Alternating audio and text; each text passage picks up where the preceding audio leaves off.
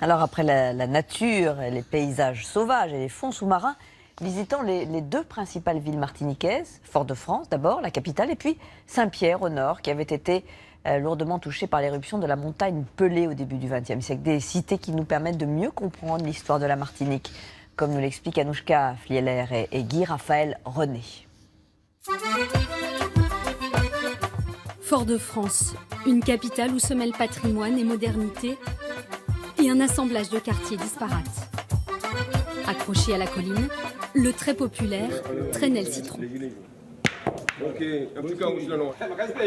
Nous sommes à 2 pas du centre-ville. C'est un goyavier, un petit goyavier de ma tante, que je suis en train de piquer dedans pour pouvoir manger. Ici, on vit comme dans un village. Tout le monde se connaît dans le quartier. Il y a intérêt à bien s'entendre. Ben oui, nous sommes très collés. Jean-Claude Duverger est l'enfant de Trenel. Comment va, ma bébé? Bien, ça va. Dans les années 60, il a vu les travailleurs arriver des campagnes et se bricoler des abris un peu partout. Alors un jour, on voit qu'il y a une maison, le lendemain, il y a une autre, soit un frère ou un cousin. D'ailleurs, Césaire disait qu'il y avait le génie du peuple. Autrement dit, quelle que soit la configuration du terrain, les gens arrivaient à faire des maisons. C'est comme ça que Fort-de-France, ville d'asile, a grandi. Dans cette bibliothèque, on retrouve la trace de la première vague de migration.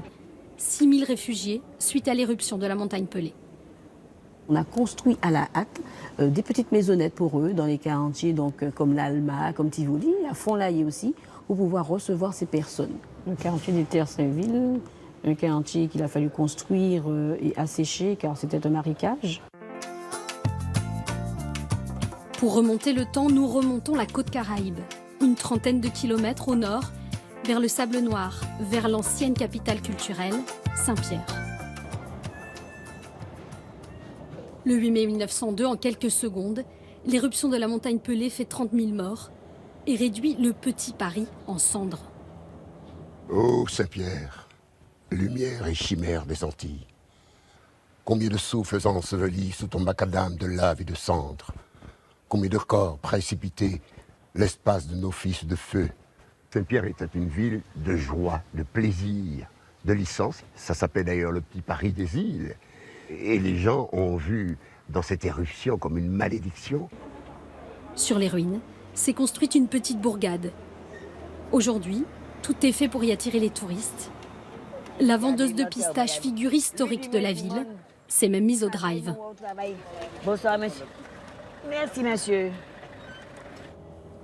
Mais l'ombre du volcan plane toujours, omniprésente. Sur ses flancs, les scientifiques se relaient. Observatoire, équipe Pelée arrivée au niveau de la station. Ces appareils enregistrent les moindres frémissements de la belle endormie. Cette montagne, elle est surveillée tout le temps, 24 heures sur 24, 7 jours sur 7. Pourquoi? Parce que c'est un volcan actif, au repos. Au repos, pour quelques années ou quelques siècles encore, le temps pour Saint-Pierre d'oublier la malédiction et de retrouver son faste d'antan.